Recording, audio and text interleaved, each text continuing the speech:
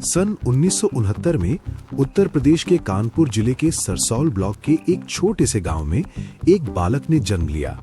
नाम था अनिरुद्ध कुमार पांडे। एक सामान्य ब्राह्मण परिवार पर किस्मत में कुछ असाधारण लिखा था। उनके पिता श्री शंभुनाथ पांडे धार्मिक स्वभाव के व्यक्ति थे और मां श्रीमती रमा देवी भक्ति में लीन रहने वाली महिला। घर में पहले से ही सन्यास की परंपरा थी। दादाजी स्वयं सन्यासी थे। शायद इसलिए भगवान की भक्ति उनके खून में ही थी।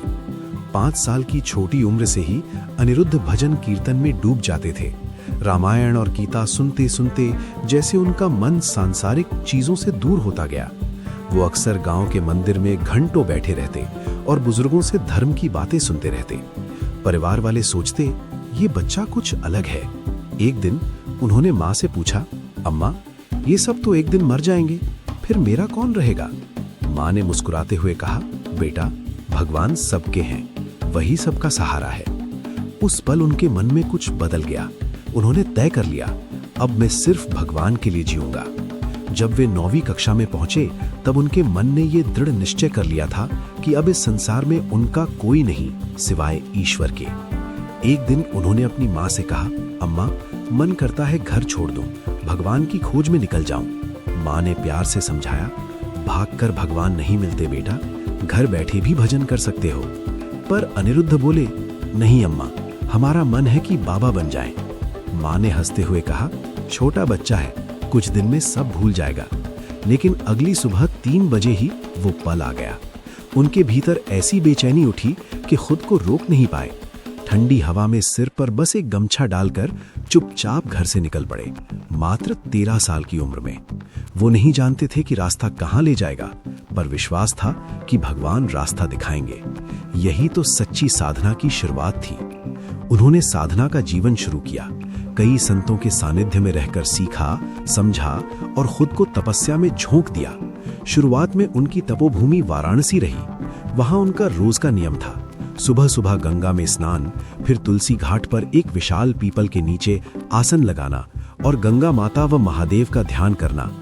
भोजन के लिए वे भिखारियों की पंक्ति में बैठते, बस 10 से 15 मिनट तक। अगर किसी ने भिक्षा दी तो खा लेते, नहीं तो बस गंगा जल पीकर फिर ध्यान में बैठ जाते। कई दिन ऐसे ही बीतते बिना अन्न के। जब किसी को रोटी खाते देखते तो मन ही मन कहते, वाह कितना भाग्यशाली है ये जिसे रोटी मिली। इन कठिन दिनों में उन्होंने भूख, ठंड, अकेलेपन सबका सामना किया, लेकिन कभी हार नहीं मानी। उन्होंने कहा था, जब सब कुछ छीन जाए तब जो बचता है वही असली भगवान है। यही वो वक्त था जिसने अनिरुद्ध कुमार पांडे को श्री प्रेमानंद गोविंद शरण महाराज बना दिया। एक ऐसा नाम जो आज करोड़ों लोगों के दिल में विश्वास की लौ बनकर जल रहा है। उनकी कहानी हमें यही सिखाती है, अगर इरादा सच्चा हो तो भगवान खुद रास्ता बन जाते हैं। एक सुबह हमेशा की तरह श्री प्रेमानंद महाराज जी तुलसी घाट पर ध्यान में लीन थे। चारों तरफ गंगा की लहरों की आवाज, मंदिर की घंटियां और हवा में घुली अगरबत्ती की खुशबू। पूरा वातावरण भक्ति से भरा हुआ था। तभी अचानक ध्यान के बीच एक अनजाना ख्याल उनके मन में कौंधा, वृंदावन। इसका नाम तो बहुत बार सुना है, पर कभी गया नहीं। आखिर कैसा होगा वो धाम जहां खुद श्री कृष्ण ने लीला रची थी? ऐसा लगा मानो खुद भगवान महादेव ने उनके हृदय में ये विचार डाला हो। वे बिना देर किए उठे और मन ही मन बोले, चलो देखा जाएगा, जहां भगवान बुलाएं वहीं चल पड़ना चाहिए। उस दिन भी रोज की तरह भिक्षा मांगने गए, फिर तुलसी घाट पर आकर शांत बैठे। तभी अचानक एक वृद्ध संत वहां आए। चेहरे पर मुस्कान थी और बोले, भैया जी, काशी में अंध विश्वविद्यालय में एक बड़ा धार्मिक आयोजन हो रहा है। दिन में श्री चैतन्य लीला और रात में रास लीला का मंचन होगा। चलो ना महात्मा, साथ में दर्शन करते हैं। महाराज जी ने मुस्कुराते हुए कहा, बाबा हमें तो एकांत भाता है, आप जाइए, हम यहीं ठीक हैं। वो संत बोले, अरे महात्मा, कलाकार सीधे वृंदावन से आए हैं, पूरा महीना लीला चलेगी, चलो बस एक बार चलकर देख लो, बहुत आनंद मिलेगा। महाराज जी ने सिर हिलाया, बाबा हमने गांव की रामलीला तो देखी है, लेकिन ये रासलीला शायद वही नाटक जैसा ही होगा, आप जाइए, मुझे कोई इच्छा नहीं। पर वो बाबा मानने वाले कहाँ थे? फिर बोले, अरे महात्मा बस एक बार मेरी बात रख लो, सिर्फ आज चलो, फिर मैं दोबारा नहीं कहूंगा। महाराज जी ने सोचा, ये बार बार क्यों कह रहे हैं? शायद इसमें भी भोलेनाथ की कोई लीला होगी। और बस उस एक विचार ने उनके कदम रोक नहीं पाए। वो बाबा जी के साथ चल दिए उस लीला स्थल की ओर। दोपहर का वक्त था। मंच पर श्री चैतन्य लीला चल रही थी। भक्तिमय संगीत, झूमते हुए कीर्तन और कलाकारों के भावपूर्ण अभिनय ने वातावरण को दिव्यता से भर दिया था। महाराज जी बस मंत्र मुग्ध होकर देखते रहे। ऐसा लगा जैसे सामने मंच पर नहीं, उनके भीतर भगवान स्वयं प्रकट हो गए हों। उन्होंने मन ही मन कहा, वाह प्रभु, ये तो अद्भुत है। जो आनंद यहाँ है वो तो ध्यान में भी नहीं मिला। शाम ढलते ही रासलीला का प्रारंभ हुआ। महाराज जी को किसी ने बुलाने की जरूरत नहीं पड़ी, वे खुद दौड़कर वहां पहुंच गए। रात दर रात वे उसी आनंद में खोते चले गए। चैतन्य लीला और रासलीला जैसे उनकी आत्मा का हिस्सा बन गई थी। दिन बीतते गए, हफ्ते गुजर गए और देखते ही देखते पूरा 1 महीना ऐसे ही निकल गया। उन्हें होश तब आया जब आखिरी रात रासलीला के मंच से घोषणा हुई, लीला समाप्त होती है। अब सभी कलाकार वृंदावन को प्रस्थान करेंगे। वो सुनते ही महाराज जी जैसे टूट गए। आंखों में आंसू आ गए। मन में विचार आया, अब मैं क्या करूं? ये लीला खत्म हो गई, अब मेरा क्या होगा? वे रोने लगे। उनके भीतर से आवाज आई, मुझे भी तो वृंदावन जाना है, वही असली धाम है, वही तो मेरा घर है। वो सोचने लगे, अगर मैं इन कलाकारों के साथ चला जाऊं तो रोज भगवान की लीला देखने को मिलेगी। बदले में मैं इनकी सेवा करता रहूंगा, बस वहीं रह जाऊं, वहीं बस जाऊं। उस रात तुलसी घाट की ठंडी हवा में प्रेमानंद महाराज के मन में एक नई यात्रा की शुरुआत हो चुकी थी। वृंदावन की पुकार अब उनके जीवन की दिशा बन चुकी थी। रासलीला के आखिरी दिन मंच के पीछे भीड़ कम हो चुकी थी। कलाकार अपने सामान समेट रहे थे, ढोल और मंजीरे थम चुके थे, लेकिन श्री प्रेमानंद महाराज जी का मन जैसे वहीं अटक गया था। आंखों में आंसू थे और दिल में बस एक ही ख्याल, अब मैं क्या करूंगा? मुझे तो वृंदावन जाना है। उसी भाव में डूबे हुए वे धीरे धीरे लीला मंडली के संचालक के पास पहुंचे।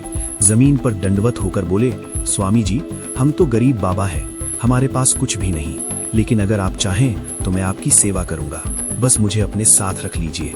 संचालक महोदय ने उन्हें उठाया और विनम्रता से कहा, अरे नहीं बाबा, ऐसा कैसे हो सकता है? हमारी टीम के अपने नियम हैं, ये संभव नहीं है। महाराज जी ने फोल्डेड हैंड से कहा, स्वामी जी, मुझे कुछ नहीं चाहिए, बस रास लीला देखनी है, बस यही मन की इच्छा है। संचालक मुस्कुराए और बोले, बाबा, एक बार वृंदावन चले आओ, बिहारी जी तुम्हें छोड़ेंगे नहीं। महाराज जी कहते हैं, वो वाक्य मेरे जीवन का मोड़ था। मैंने उस एक वाक्य को अपने जीवन का गुरु मंत्र बना लिया और उस संचालक को अपना गुरु मान लिया। उस पल से उनके दिल में बस एक ही लगन बस गई, मुझे वृंदावन जाना है, किसी भी तरह जाना है।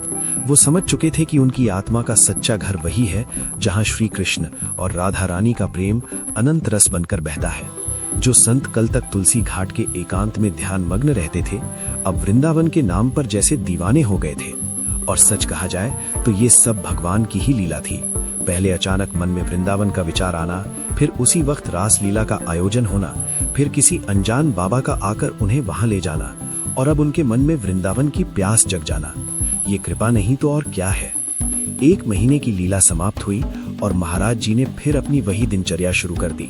सुबह गंगा स्नान, फिर तुलसी घाट पर ध्यान, दोपहर में थोड़ी भिक्षा और रात को एकांतवास।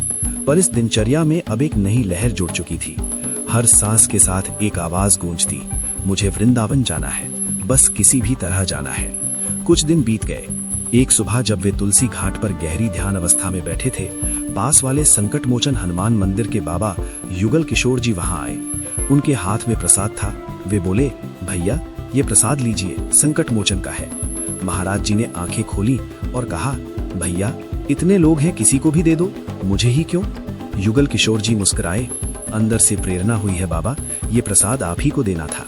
पहले तो महाराज जी हिचकिचाए, कौन जाने ये व्यक्ति कौन है, पर उनकी सच्चाई भरी निगाहें देखकर उन्होंने प्रसाद स्वीकार कर लिया। थोड़ा प्रसाद खाया, फिर कमंडल से गंगा जल पिया। तभी युगल किशोर जी ने कहा, बाबा चलो, मेरी कुटिया में चलो। महाराज जी ने सिर झुकाते हुए कहा, नहीं भैया, मेरा नियम है, कभी किसी गृहस्थ के घर नहीं जाता। मैं खुले आसमान के नीचे रहता हूँ, जो भिक्षा मिल जाए वही प्रसाद मान लेता हूँ। युगल किशोर जी हंस पड़े, बाबा, मैं गृहस्थ नहीं हूँ, मैं भी आप ही का भाई हूँ, एक बाबा हूँ, चलो थोड़ी देर विश्राम कर लो। उनकी मधुर वाणी और सच्चे भाव देखकर महाराज जी मान गए। वे उनके साथ उनकी छोटी सी कुटिया में पहुंचे। वहां युगल किशोर जी ने अपने हाथों से दाल रोटी बनाई और प्रेम से उन्हें खिलाया। महाराज जी का शरीर तो तृप्त हो गया, लेकिन मन की वो भूख शांत नहीं हुई। वृंदावन की भूख। हर सांस के साथ एक आवाज गूंजती, मुझे वृंदावन जाना है, बस किसी भी तरह जाना है। मैं वृंदावन कैसे जाऊंगा? वक्त जैसे रुक गया था और महाराज जी के जीवन की अगली मंजिल बस एक ही थी, वृंदावन धाम का बुलावा। रात गहराती जा रही थी, मंद हवा में ठंड का एहसास था, लेकिन युगल किशोर जी के मन में अजीब सी गर्माहट थी। सामने बैठे थे एक शांत तेजस्वी साधु, महाराज जी। जब से दोनों मिले थे, ऐसा लग रहा था जैसे कोई पुराना रिश्ता फिर से जाग उठा हो। युगल किशोर जी को महाराज जी का चेहरा देखते ही विश्वास हो गया था कि ये कोई साधारण व्यक्ति नहीं है। थोड़ी देर चुप्पी रही, फिर महाराज जी मुस्कुराए और बोले, बाबा, क्या आप मुझे वृंदावन पहुंचा सकते हैं? मानो युगल किशोर जी इसी सवाल का इंतजार कर रहे हो। झट से बोले, हाँ हाँ बाबा, क्यों नहीं, बताइए कब चलना है? महाराज जी की आंखों में चमक आ गई। बोले, हम तो तैयार ही बैठे हैं, बस आप कहो तो अभी चलते थे। युगल किशोर जी हंसे, कल की तैयारी कर लीजिए बाबा, कल ही आपको वृंदावन ले चलूंगा। ये सुनते ही महाराज जी जैसे किसी और लोक में चले गए। मन में केवल एक ही विचार, कल वृंदावन जाना है। रोम रोम पुलकित हो उठा। रात करवटें लेते हुए बीती और अगली सुबह वे दोनों चित्रकूट के लिए रवाना हुए, क्योंकि उस वक्त बनारस से मथुरा की कोई सीधी ट्रेन नहीं चलती थी। चित्रकूट में 3-4 दिन ठहरने के बाद युगल किशोर जी ने मथुरा की ट्रेन का इंतजाम किया। जब ट्रेन छूटी तो रेल की खड़कती आवाज के बीच महाराज जी के भीतर केवल एक धुन थी, वृंदावन, वृंदावन। यात्रा के दौरान तो यात्रियों से परिचय हुआ। दोनों ही महाराज जी के विचारों से इतने प्रभावित हुए कि बोले, बाबा, आपके पास कुछ पैसे हैं? महाराज जी मुस्कुराए, नहीं भैया, लेकिन चिंता क्या करनी, जिसने जन्म दिया है वही अन्न, वस्त्र और सिर ढकने की छत देगा। उन लोगों ने रुपए देने चाहे, मगर महाराज जी ने विनम्रता से मना कर दिया। तब उनमें से एक बोला, आप हमारे साथ चलो बाबा, आज हमारे साथ रहो, कल सुबह वृंदावन छोड़ देंगे। महाराज जी का स्वभाव बड़ा सरल था, दुनियादारी की समझ नहीं रखते थे। बोले, ठीक है भैया, आज तुम्हारे साथ रुक जाता हूं।